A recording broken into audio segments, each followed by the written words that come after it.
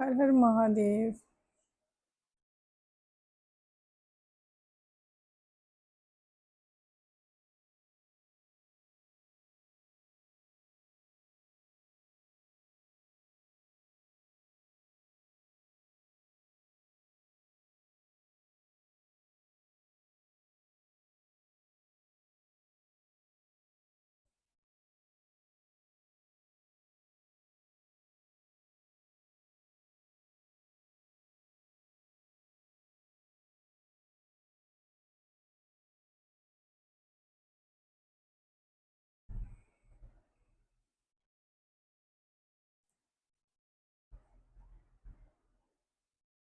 लोगों के मन में ये दिमाग में ना ये रहता है कि पहले से ही लाइफ पार्टनर लिखा हुआ होता है कि किससे होनी है। तो हम शिव पार्वती की पूजा क्यों करें?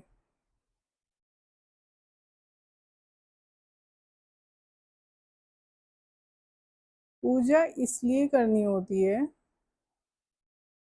कि हम पीछे से ना कर्म कर कर आए हुए होते हैं। अब हमें नहीं पता हम क्या कर्म करके आए हैं, ठीक है। अगर हम उन कर्मों के जो भी ऊर्जा, जो भी एनर्जी उन कर्मों की ना हम साथ लेकर आए हुए होते हैं। तो उसमें क्या होता है कि अगर शादी हो गई और उन्हीं उसी एनर्जी के साथ आपने शादी की, तो शादी के बाद ना डिफ़िकल्टी आती है, परेशानी होती है। इसी वजह से आजकल ना शादियां टूट रही हैं, क्योंकि सोल की अवेकनिंग हुई नहीं है।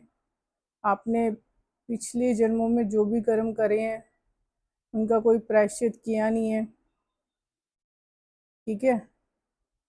उसके साथ अगर आप शादी करते हो तो परेशानी आती है। पूजा पाठ इसीलिए होता है क्योंकि आप जो है ना वो सारी जो कर्म करके आए हुए हो उसका जो भी दुष्प्रभाव है ना वो आपकी शादीशुदा जिंदगी पर ना पड़े। और आप मतलब एक दूसरे के जो कर्म है ना, अगर लड़का करेगा पूजा पाठ तो लड़की की भी वाइब्स चेंज हो जाएगी, और अगर लड़की करती है तो लड़के की भी वाइब्स चेंज हो जाएंगी, क्योंकि दोनों का कनेक्शन रहता है, किस्मत कनेक्शन रहता है। उससे पहले अगर आप पूजा करते हो शिव पार्वती की, तो आपकी जोड़ी जब बनती है ना तो पवित्रता आ जाती है और नेगेटिव एनर्जी हट जाती है। तो सोल को जो पवित्र करते हैं ना वो पूजा पाठ ही कर सकता है। और आप कर रहे हो, फिर जन्म लिया है, ठीक है। अब जन्म से तो पवित्र हो नहीं बनना। अपनी जो सोल है ना उसको ना गंगा के समान बनाना पड़ता है, वो पूजा पाठ से बनती है।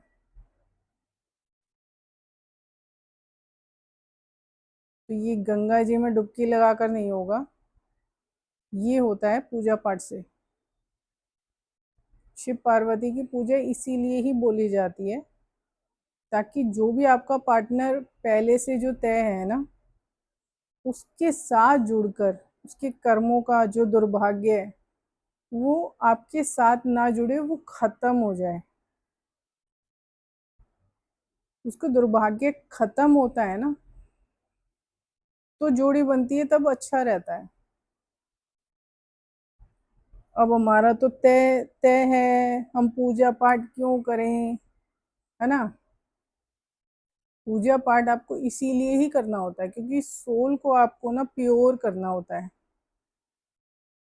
आप एक दूसरे की सोल को प्योर कर सकते हो। जैसे पति के कर्मों का असर पत्नी के कर्मों पर पड़ता है, पत्नी के ऊपर पड़ता है, ऐसी पत्नी के कर्मों का असर पति के ऊपर पड़ता है, और पति के कर्मों का असर बच्चों पर भी पड़ता है। जो आपके बच्चे होते हैं ना उन पर भी पड़ता है। वो भी तय होते हैं कि कौन सी सोल आपके घर में जन्म लेगी। तो उसके लिए पहले ज़रूरी है कि आप सोल की अवेकनिंग करो। तो पूजा पाठ से क्या होता है कि जो दुर्भाग्य है ना वो दूर होता है। उससे पहले पूजा पाठ करने से दुर्भाग्य दूर होता है, इसलिए पूजा बोली जाती है। अब पहले से तय है जिससे होनी है तो आप हाथ पे हाथ धर के बैठे रहोगे, वो अपने उन्हीं कर्मों के साथ आपके साथ जुड़ेगी और आप उन्हीं कर्मों के साथ उसके साथ जुड़ोगे, तो वो शादी कहाँ पे पहुंचेगी। मतलब लाइफ बिल्कुल डिस्ट्रॉय हो जाती है।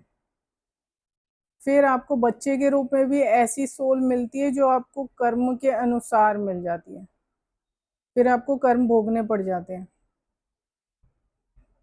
तो पहले से ही ना कर्मों को काट सकते हो, कर्मों को काटना ज़रूरी है।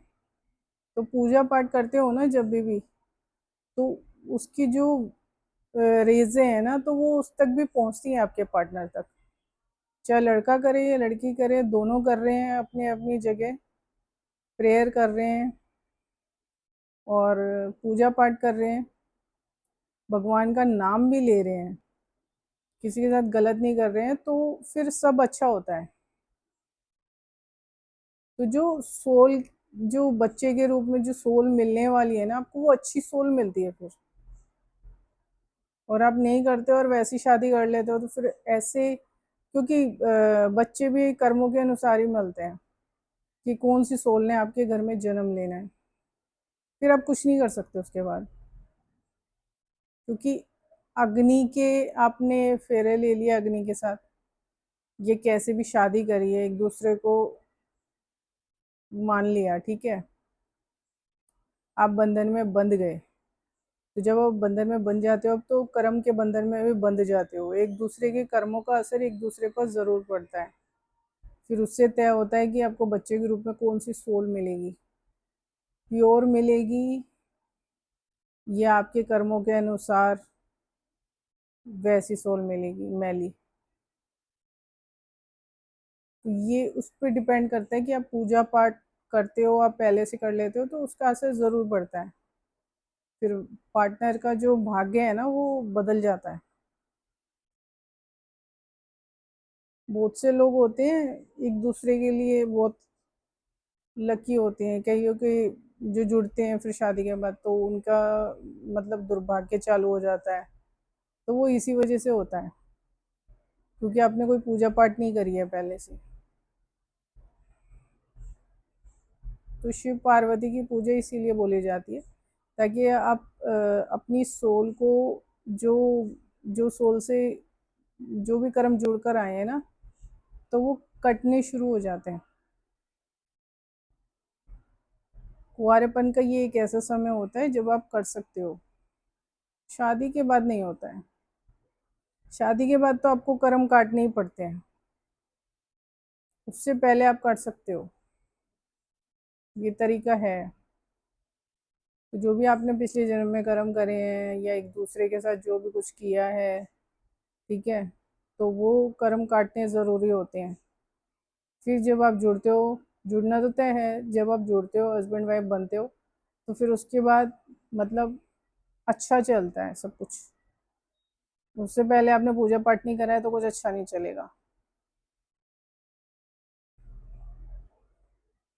तो ये इसीलिए ही ये ना पूजा पाठ बोले जाते हैं कि आप पूजा करो। मिलना तो है, लेकिन किस तरीके से, किस रूप में। कई बार ऐसा होता है किसी का पार्टनर उससे पहले बिगड़ा हुआ होता है, तो वो अगर वो इधर पूजा पाठ कर रही है तो वो सुधर जाएगा। फिर वो जो आप लोग ना दोनों एक दूसरे को सुधर के मिलोगे, प्योर होके मिलोगे, फिर शादी अच्छी चलती है। और पीछे से अगर आपके कर्म चले आ रहे हैं और फिर आपने शादी भी कर ली है जन्म में, तो फिर तो भोगने के अलावा और कोई काम नहीं रह जाता। फिर तो कर्मों को भोगना ही पड़ता है, फिर आप कर्म काट नहीं सकते। तो कर्म काटने के लिए ही पूजा पाठ होता है।